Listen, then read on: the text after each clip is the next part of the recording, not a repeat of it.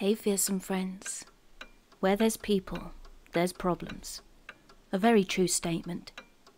And the one place for most people where they can't get away easily is the workplace. So sit back, relax, and get cozy, comfy, warm, because it's time to let your nightmares in.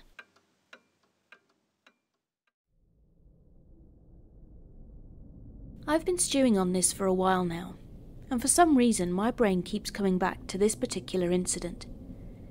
It may have been small and quite inconsequential at the time, but looking back, I think I avoided getting myself into quite a nasty situation. In the summer of 2019, I flew from the UK to New York to work at a summer camp for people with disabilities.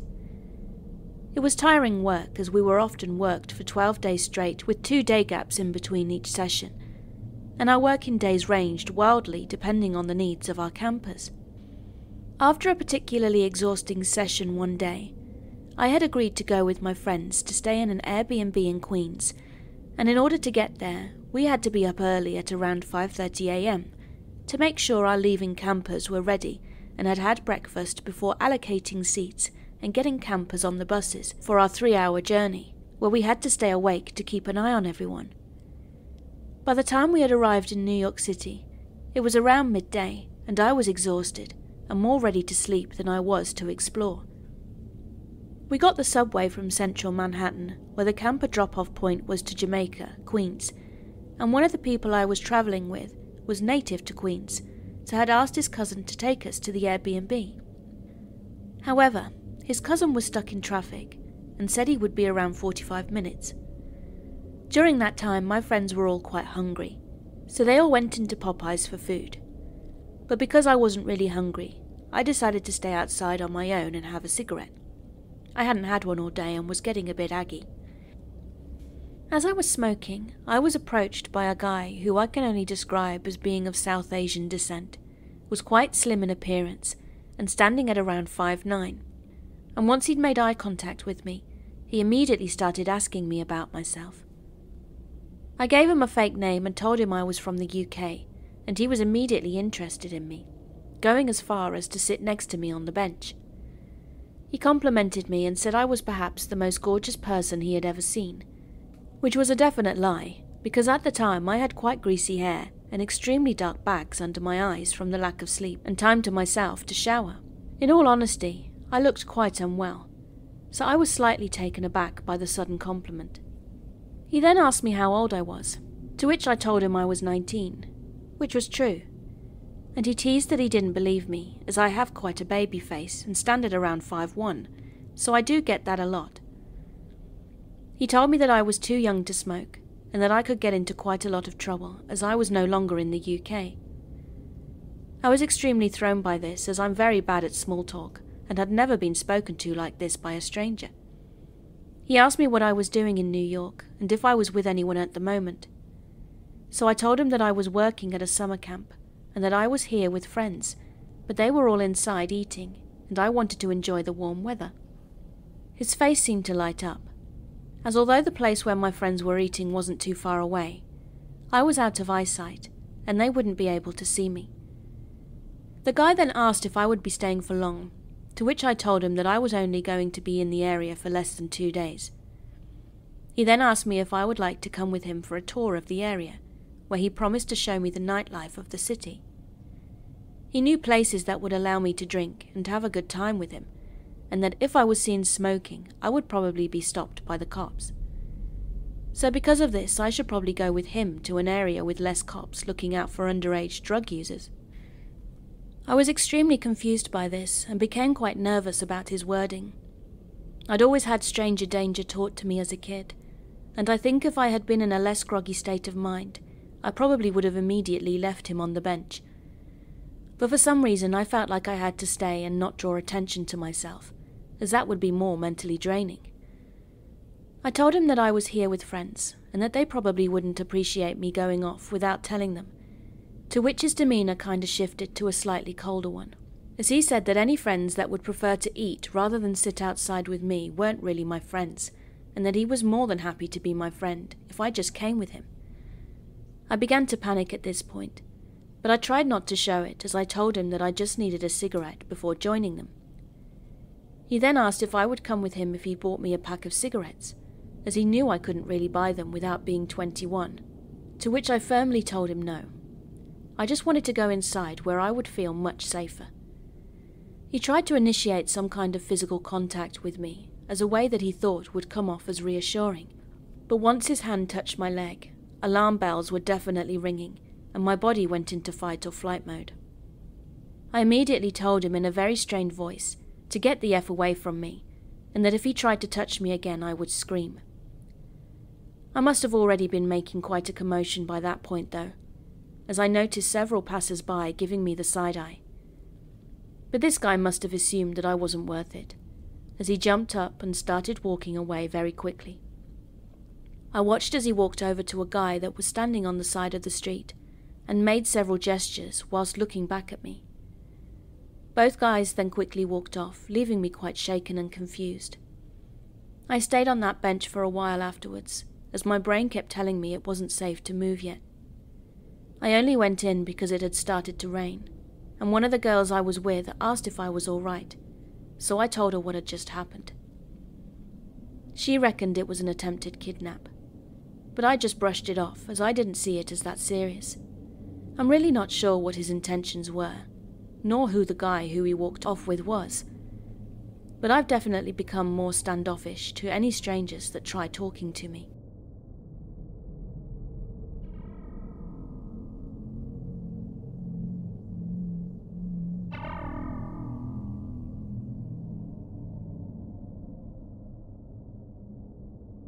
So I need help breaking this down and need to feel like I'm not crazy.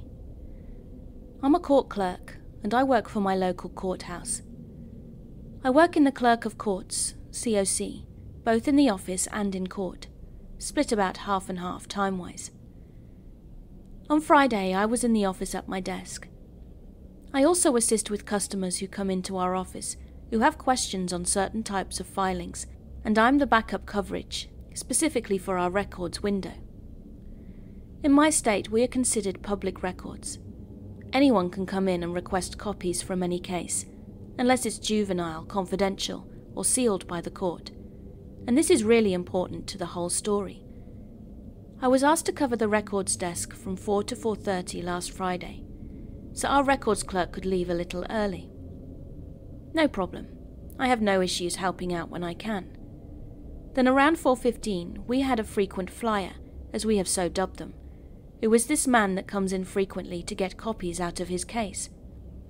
I should really note the way my office is set up, as it is a bit important.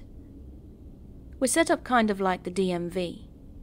You have to come into the main entrance of security, go down a long hallway, and it opens to a lobby. There are elevators straight ahead. The DA's office is to the left, and the COC is to the right. You have to open a separate set of doors into our little lobby, where there is a counter with windows, and is an L shape. The records window is around the corner and tucked into the back, and there are also 3 public terminals where any member of the public can use to research cases in my county. So, back to the man who we'll call Joe. Joe has an open family case, and he comes in probably once a week to get copies out of it, or something, as it's really none of my business.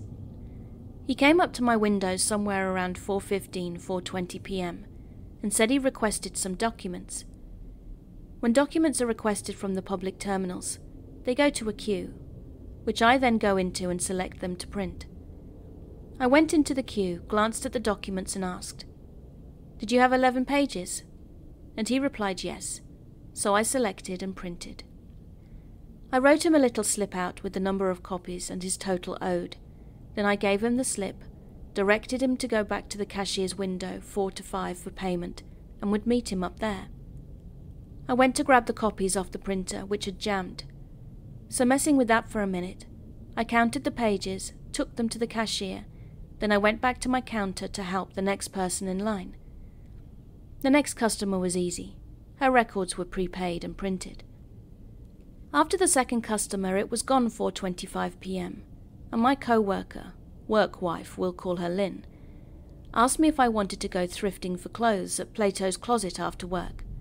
And my answer was, "Hell yeah, let's go." Then right as we were discussing this, I was in view of the records window but not at it, and I could see that Joe had returned to my counter.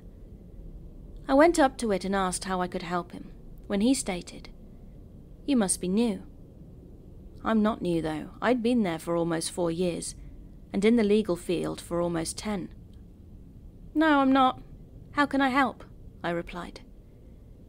He then made a comment about a paperweight I was using, which had been a gift from my niece. It was a painted rock from a 3-year-old. "That's a fancy paperweight you have there," he said. "Sir, what can I do for you?" I asked. "You gave me the wrong case," he complained. "No, sir, I printed off what was in the queue, so you don't need these 4 pages. I tossed the 4 pages and then adjusted his slip, 7 pages in total, and sent him back to the cashier. By this point it was 4:30 on a Friday and we were closed, so I left and headed to Plato's Closet. It took me about 15 minutes to drive over there, and I sat in my car for a few minutes before going inside. I'd beaten Lynn there, so I started browsing. She came in a couple of minutes later, stating she'd gotten caught behind a train, so we started shopping and chatting. For some reason I looked at the door when it opened, and there was Joe. I knew it was him because he wears that dumb sock monkey hat, and I'd seen that he'd gotten Lynn's attention. Are you seeing what I'm seeing?" she said. I pulled Lynn into an aisle and we ducked down. Now she's short and I'm tall and wear heels, a lot, so I was able to watch his dumb hat move around the store. He immediately went to the back of the store and looked like he was rubbernecking the whole place. He grabbed a pair of shoes, glanced at them, and continued to rubberneck. Then I continued to watch him, and as he moved, we moved opposite. We were legitimately hiding behind clothing racks. He moved around the perimeter of the store, continued to rubberneck, looking for something or someone. He then left and we freaked out. Then we checked the parking lot to make sure he was gone, trying to shake it off and chalk it up to coincidence. When just then, I realized we had been talking about it, literally in front of him. And Lynn? She's not exactly quiet. She gets scolded on a weekly basis for her loud, carrying voice. I told the cashiers what had happened, and we ended up leaving around an hour later. The next day I felt so uneasy about it. I called my boss and told her what had happened, and told her I was going to call the police. So I called the non-emergency number and left a message with dispatch. I got a call from an officer a few hours later and explained what had happened. He said to get Joe's full name, and he told me he would call me back on Wednesday when he was back on duty. So I got his full name and called the officer back on Monday, leaving a voicemail. Monday was fine. Tuesday I was out of the office. But Wednesday, Joe had come back by Wednesday. He came in at 4:20 to file documents into his case, and took 20 minutes to do so. It was 2 affidavits and a motion. It should have taken only a minute, but was longer because he needed something notarized. He then left and I got a bad feeling about it, so I called the officer and told him it had happened.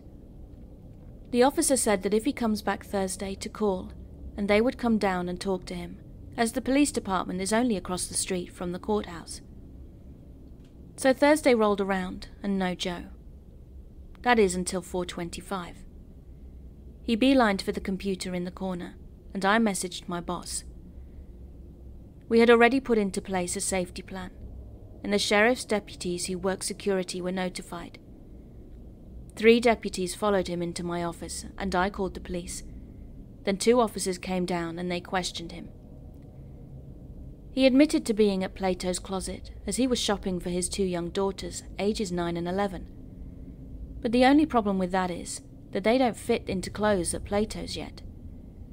Plato's has a sister store, Once Upon a Child, and those ages don't really fit there either. So he had a receipt in his car for Once Upon a Child, time-stamped for 5:07 p.m.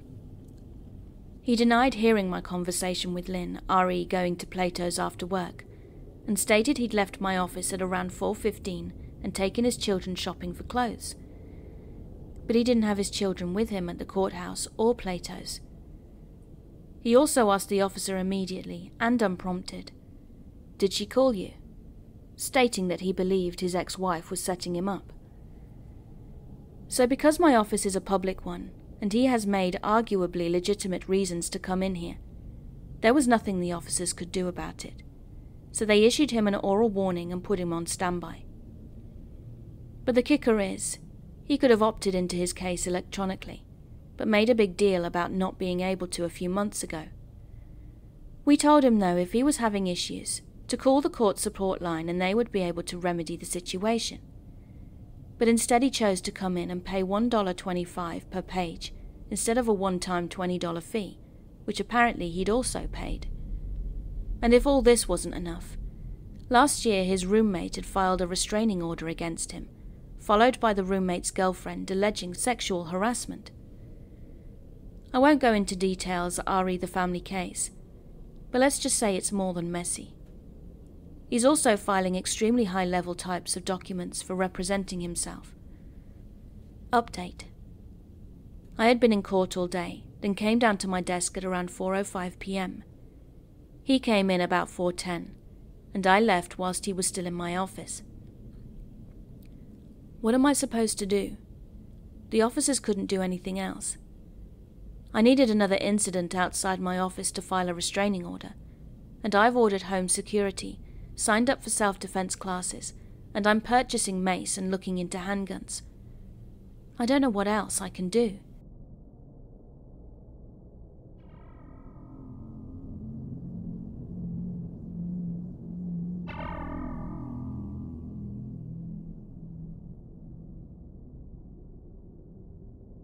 So this is my first time posting here, and it happened back in 2018.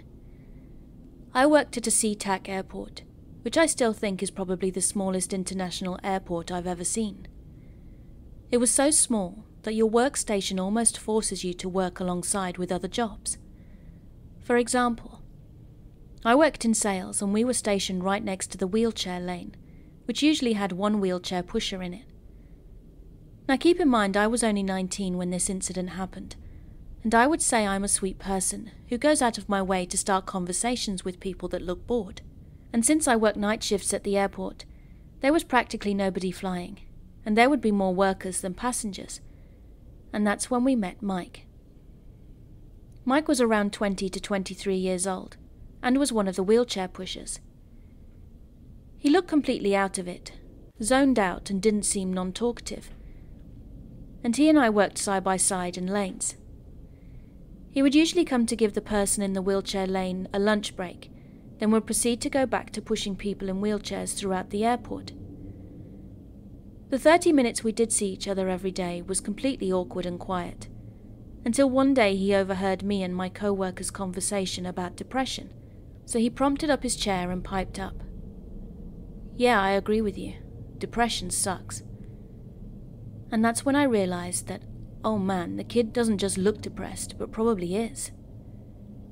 Now I didn't know how that small interaction changed our perspective on Mike, but he would join our conversation, and even went out of his way to say hello and give us a hug whilst he found us throughout the airport.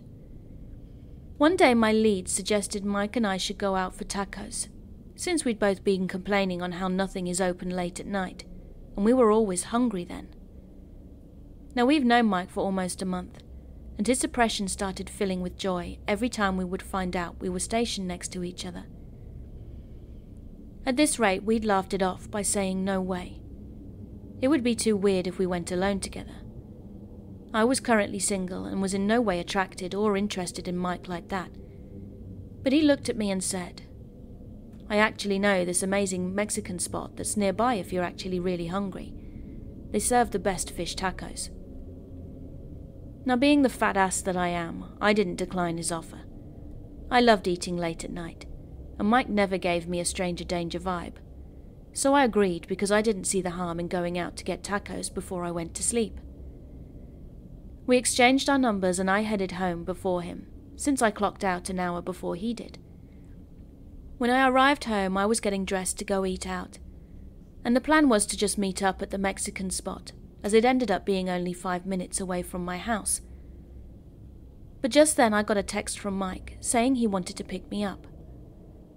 I refused though, because I'd just finally gotten my driver's license, and the place was only 5 minutes away from me. So after almost 40 minutes of us insisting how we were going to get there, I finally gave in and had him pick me up, which I would later regret. Now I was a big girl, like in the 200-pound zone compared to Mike, who was very thin and short, so I wasn't worried if he attempted anything with me. I told him to pick me up from one street down, because I didn't really want him to know where I lived just yet, and his beaten-up trash Toyota then pulled up, and we headed to the Mexican spot. We got our food and it was amazing. So much so we went for seconds, and we had a good talk whilst watching a soap opera on the TV. After we were done, we got back into his car where he was supposed to drop me back home. But he stopped, and then looked at me and said, "Can we talk in private? I know a spot."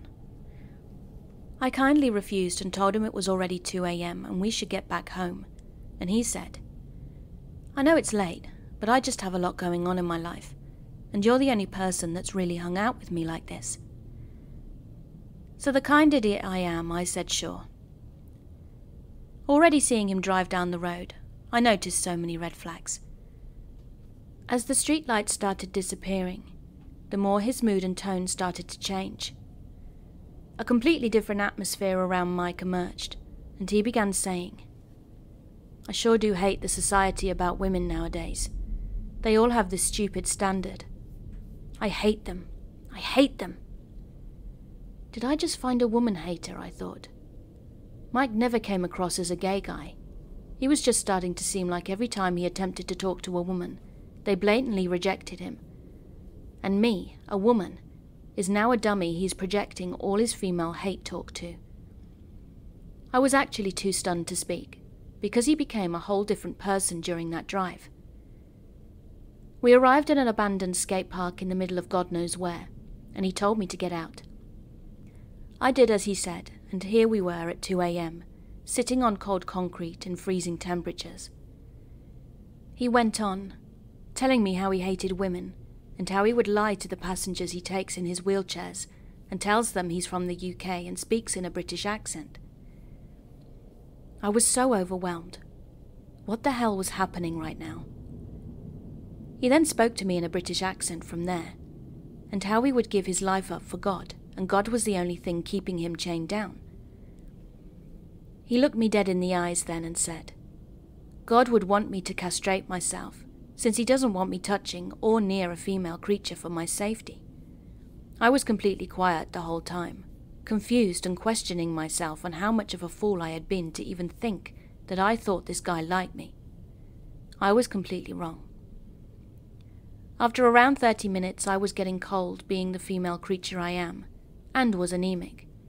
So I told him I would like to go home now, but he said no, then proceeded to talk in a British accent about how God was coming to rescue him. I felt like I was in a movie, because I couldn't believe what was even happening. After he'd noticed, I started shaking my leg in restlessness, and he then said, "I guess we can proceed back to the car." We made our way back, when a miracle happened. My Asian mother called me. I was expecting her to scream at me, asking me where I was and to come home like she usually does. But this time she said in a calm voice and speaking in Vietnamese, "Where are you?"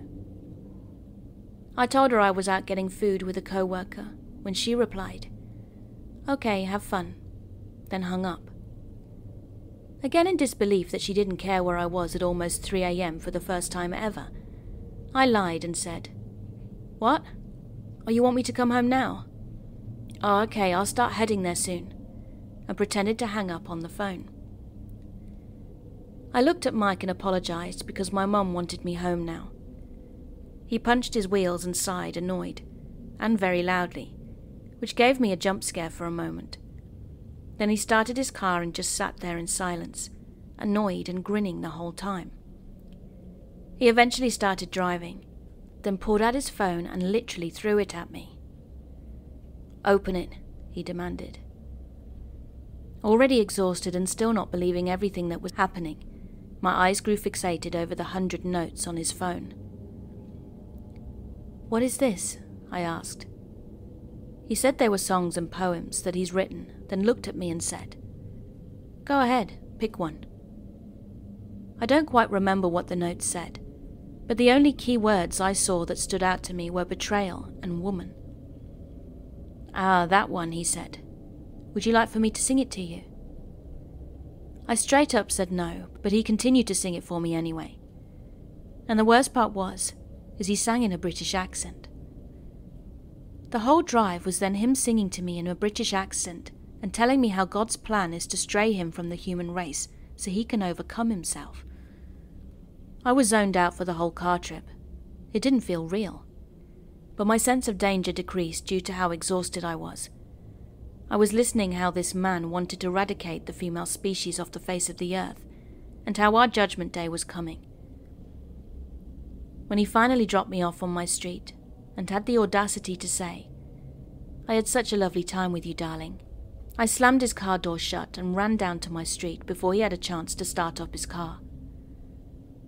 After that night I ignored his messages, one of which where he texted me a 2-page long apology, and how he believed God was here to put us together, and how my Asianness was the only thing holding him back to committing real love to me. I stood in the back of my station to avoid talking to him, but he would follow me back to my break room. Thankfully my manager was there though, and yelled at him to piss off before he called security. He eventually got the hint that I wasn't interested, but still continued to stare me down every second he was in the same station as me. Thankfully during that time I found myself a second job, and my whole schedule was changed, so I never had to see him at work again. I did once see him at Target, but quickly ran back to my car before he had the chance to walk up to me. I later found out Mike was living on one of my lesbian co-workers' couches. So I told her everything he'd said and done to me that night, and she was completely shocked. She'd apparently never seen Mike like that, as he was generally quiet and would just crack a joke here and there. I advised her she should keep a close eye on him, so she thanked me for telling her the information, and eventually, he was forced to move out later in the month.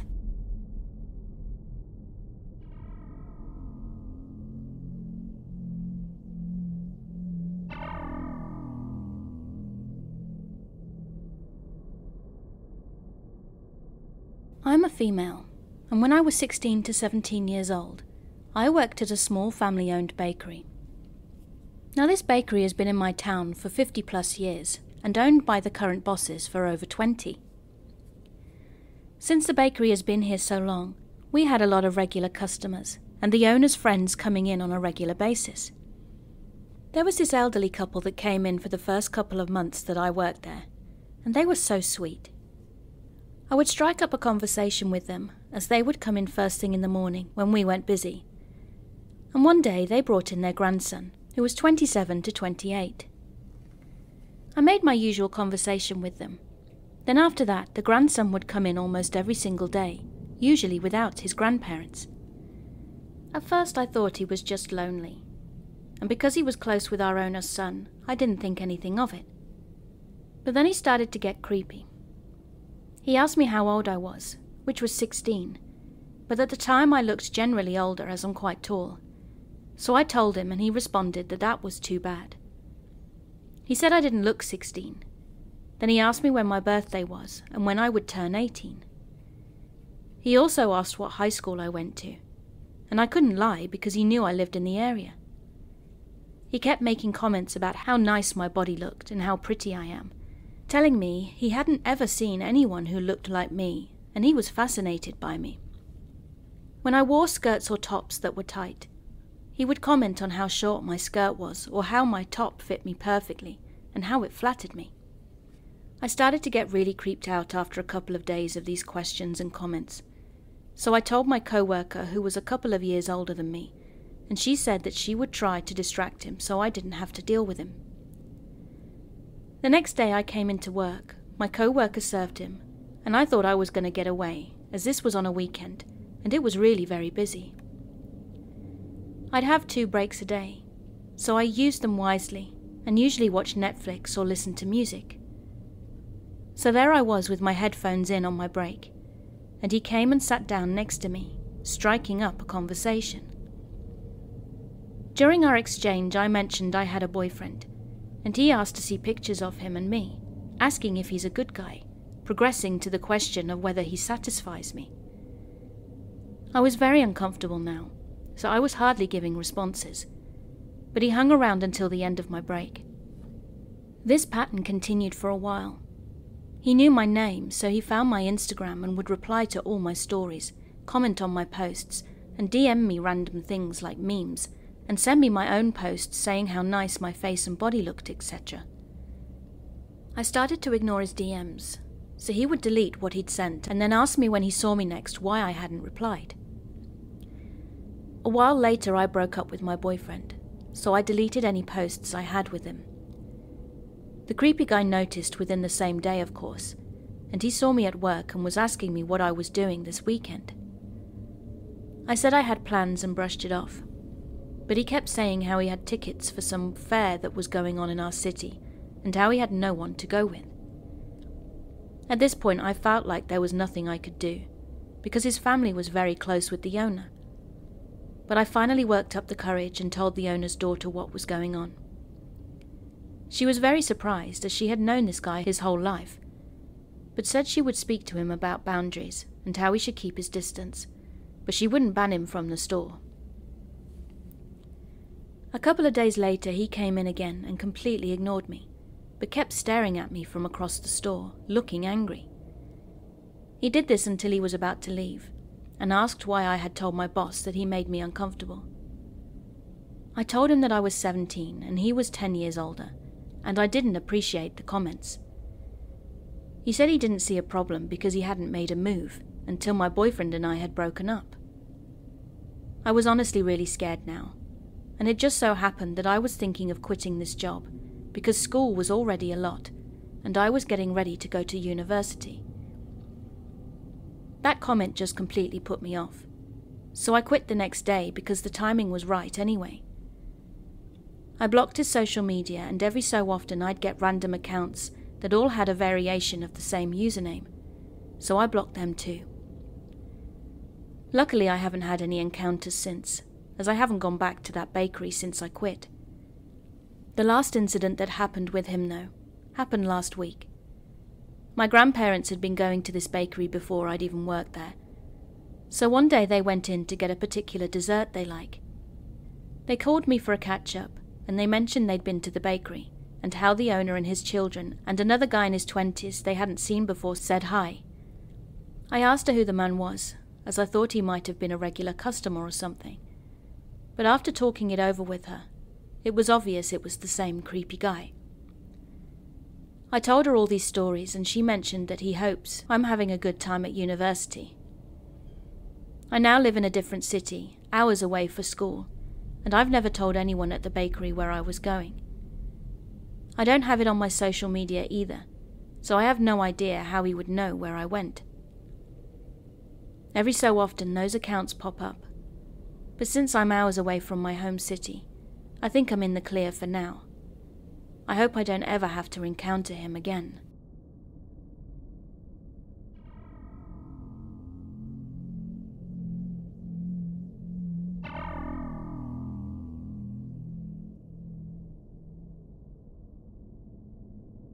This happened many years ago when I worked on the 14th floor of an office building in San Francisco. I started work at 8 a.m. before the building opened, and the front doors were still locked. The front desk security usually got there around 8:30 a.m, so I used my fob and walked into the building first floor, which was nothing but a lobby and 6 elevators. Immediately I saw someone standing there right in front of the elevators, with a huge jacket on and a hood covering his face. He didn't look at me, but just kept staring at the elevators. I was usually the only person in the building that early though, and my co-worker, who also started at 8 a.m, would sometimes arrive the same time as me, but usually I rode the elevator by myself. I pressed the up button and waited for the elevator to arrive, as the person just kept standing there, in front of the furthest elevator from the entrance. Now, something you need to know is that the elevators are locked until the building is open, so you have to put in a code, and each floor has a separate code. So for instance, my floor's code was 141414, or something like that, and if you punch it in, it took you to the 14th floor. Also, 5 of the elevators go only to the 10th floor, and only elevator 1 goes to floors 11 to 14. So as I waited, I heard the person whispering to himself. He stole a glance at me and then looked straight forward at the elevator again. I was kind of freaking out a bit at this point, but since you needed a key to get in, I still sort of assumed he must work there and was just waiting for the elevator.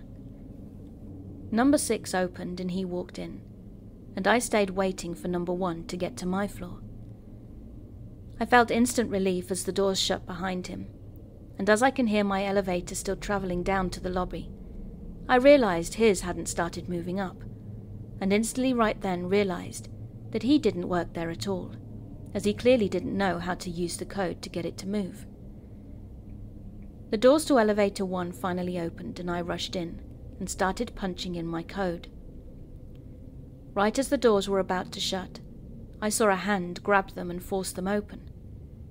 He was getting in, and the doors closed as the elevator started to go up. He then pressed the button for floor 5, but it didn't light up, and the elevator just kept going, passing the 5th floor. He wasn't looking at me, but kind of just whimpering and grabbing his arm, reaching into the inside of his jacket. I didn't say anything, but just kind of moved into the corner, as far away from him as possible. He just kept looking at me though, whimpering and rocking back and forth a little, his hand now just inside his inner jacket and fumbling around.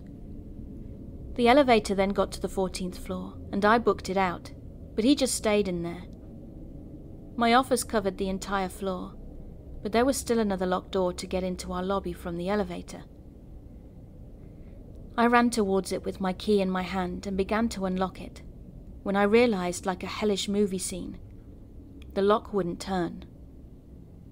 Our doors were glass though, so I could see my co-worker already at his desk, and he was looking at me, realising something wasn't right. I looked behind then to see the guy in the elevator was now running full speed at me, his teeth gritting, and he was screaming and growling. It felt like it was all moving in slow motion. I started pounding on the door, and somehow my key instantly clicked. The door opened and I slammed it behind me as he smashed right into it. My co-worker and I called 911, but the worst part was, it took them about 20 minutes to arrive, so we had to just stand there by the front glass doors and watch the guy, who was pacing, putting his face against the glass and licking it and screaming at us. He couldn't leave though, as you needed a code to get down to the lobby, so we just had to watch him until the police arrived and arrested him.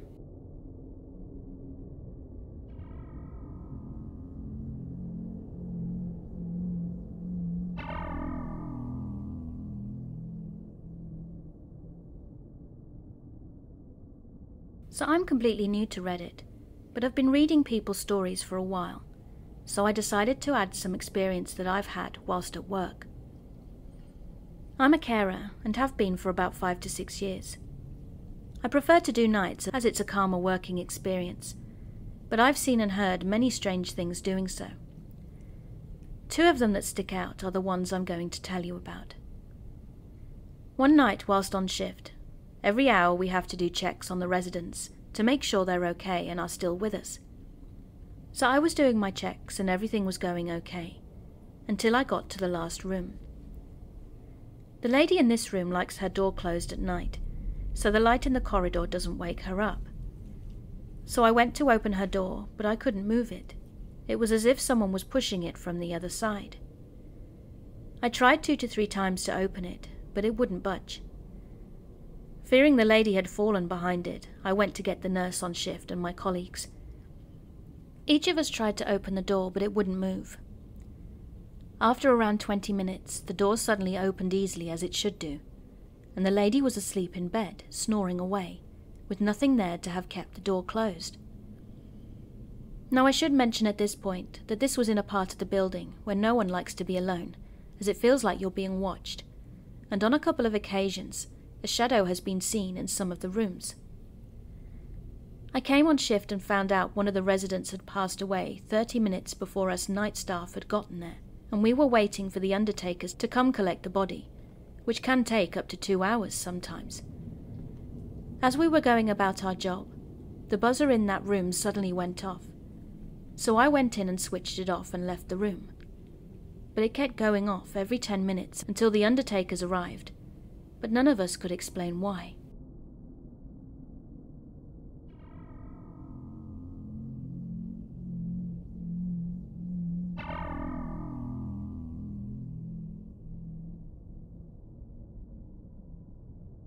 I'm a 21-year-old female.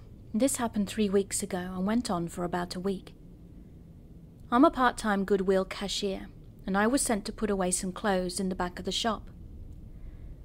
Now, one thing you need to understand about Goodwill is that they take in people who haven't had the best past and try to bring them in and give them a better life, and they are what we call variables.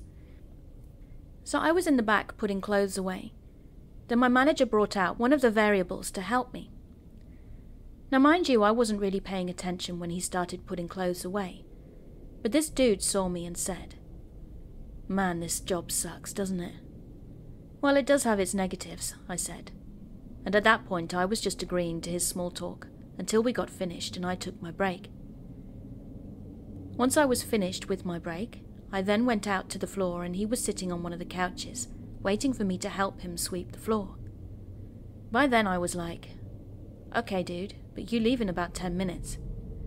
But he just said it'll be what keeps me busy until then. So whilst I was sweeping, he just kept following me and was asking me about what college I went to, etc. Then moved on to more personal questions.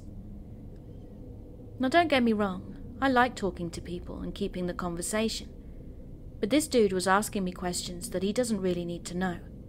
So I tried my best to steer the subject away from my personal life. And it worked too. But then he started asking me how old I thought he was. I was just really tired at that point and guessed maybe late 20s. And he said, "Oh, don't make me blush," in a babyish tone. Now this creeped me out more than I already was, and he eventually answered that he was 36. Then later he said that we should hang out and go to Taco Bell together. In my head I was thinking that this guy should have left about 10 minutes ago, but he kept asking me what time I left. "When we close," I said. And thinking back, I wasn't really worried why he was asking me, but it was still odd. So he finally left because I had to tell him that I needed to catch my last break. 3 days later he came back to the store, but he wasn't a variable then. He was in his regular clothes instead of his blue vest, so he was just a customer. Once again I was putting clothes away when he saw me and said, "You look tired, hun. When do you take your break? Let's head to Taco Bell together." I said I couldn't in the most polite way possible, but afterwards he just kept following me around the store and making small talk. I was then able to lose him and get on with my workday, and whilst that was happening, I noticed him leave the store and come back 3 times. He sat on the couch and kept looking at me, but by then I just flat out ignored him and went to lunch. When I came back he was gone, so I steered my attention onto other things. Finally, when the store was about to close, one of the assistant managers brought me back to the office and warned me to be careful around the variable who was following me. She kept saying that he tried to get with one of the other female workers in the back, who was underage, and apparently he worked at another Goodwill, where he had kept doing the same thing. The most important thing that she had noticed, though, was that he had been in the men's restroom for about 2 hours, doing God knows what. I knew he did weed, but it'd be stupid to do that at a Goodwill, so she basically kicked him out and he had finally went to his car.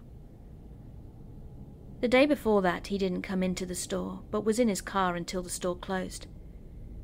I only hope that he gets switched out to another job, because I don't want to see this man again.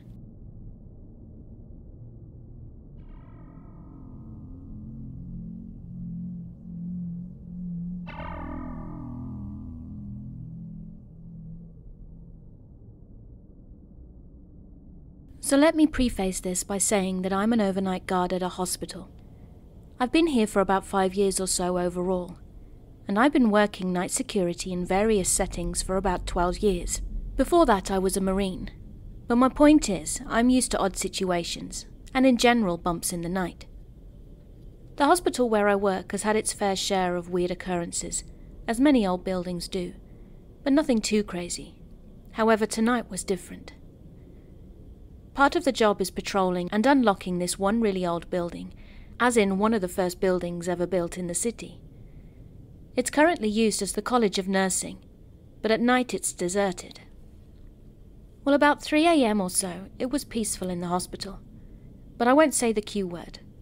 So I wandered over to get the unlocks out of the way. I was in this building a lot, probably 2 to 5 times a week, every week for the last 5 years, so I've gotten used to the creepiness, and I honestly kind of like the quiet. Tonight was odd though, as soon as I approached the building, I got this odd feeling in the pit of my stomach.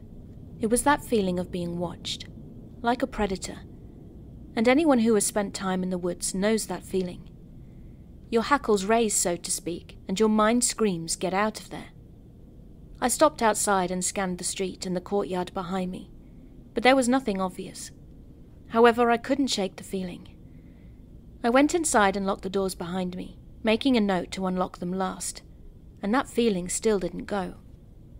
As I walked the floors one by one, it actually got worse as I moved towards the older parts of the building. Now I know I'm the only one in this building. I've been through the first floor, and all the entrances are locked up tight, which you can only do with a key.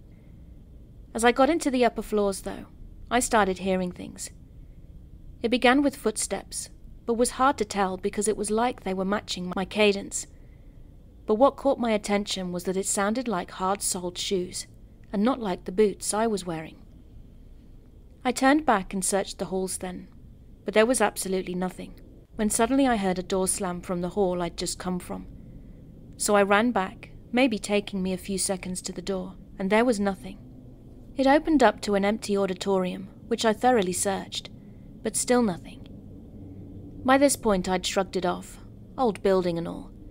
Maybe the pipes were clicking and I thought it was footsteps. Maybe I'd missed a door being open and it rattled closed as I walked by. I continued on with that feeling getting stronger and stronger though.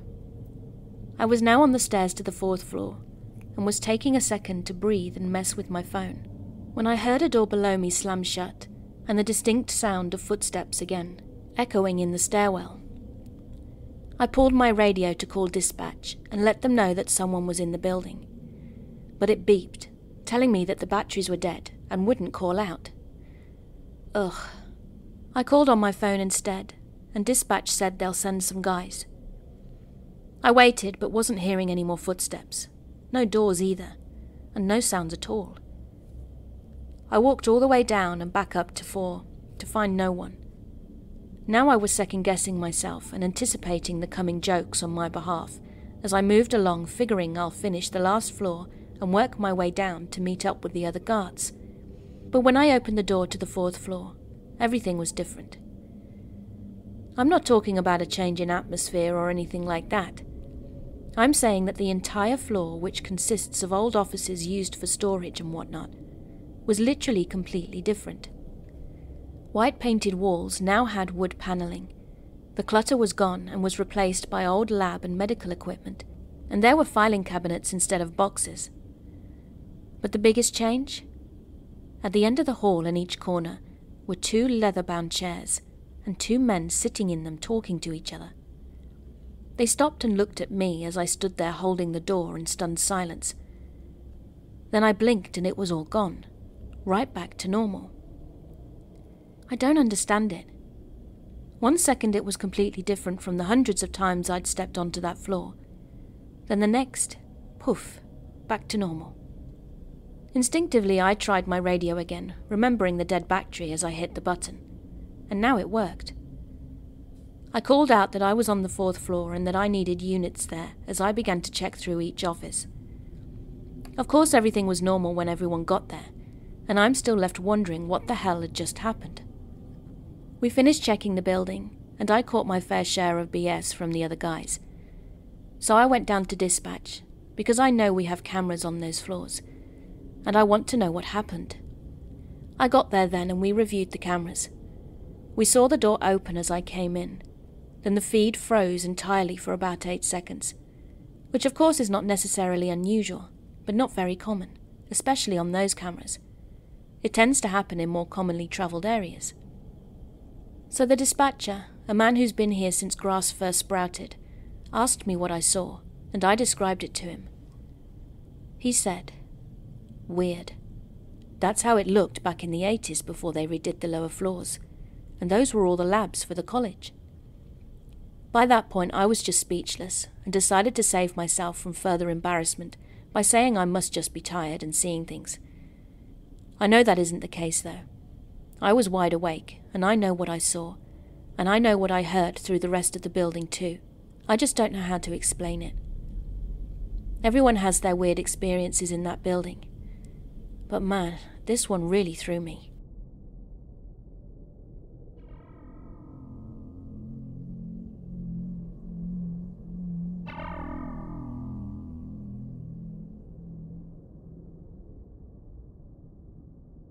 I'm an 18-year-old female, and I'm fairly short at 4'11", and this is important, I promise.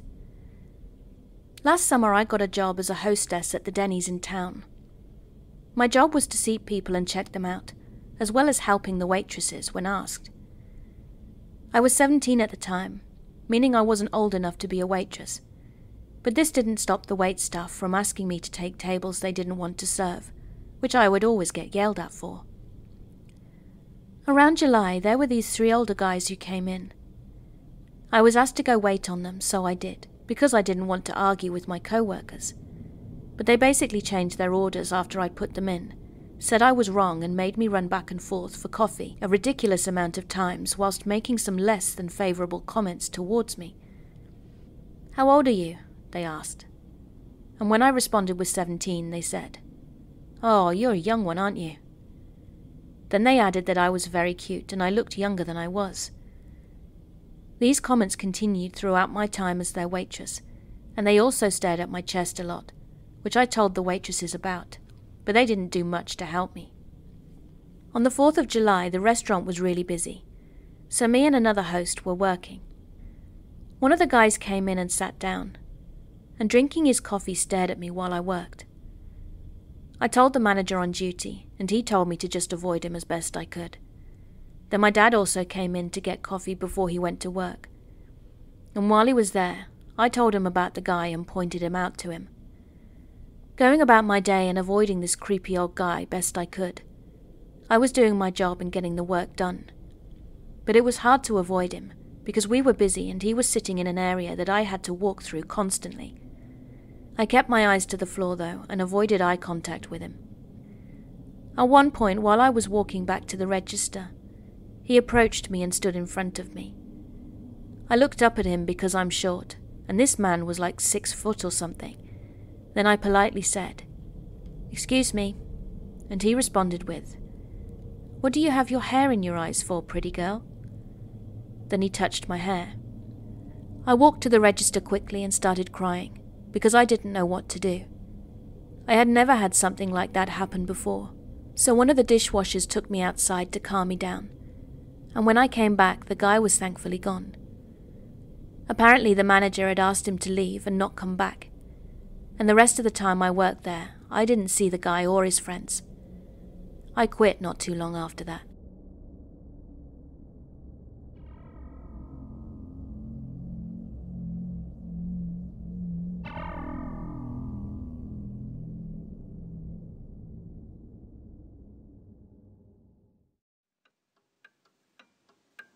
Hey, thanks for listening. I hope you enjoyed my video. And if you did, could you please give me virtual hugs by subscribing and clicking that notifications button. I also have a Patreon page and YouTube channel membership if you'd like to support me further. Thank you again for being here. Keep being creepy.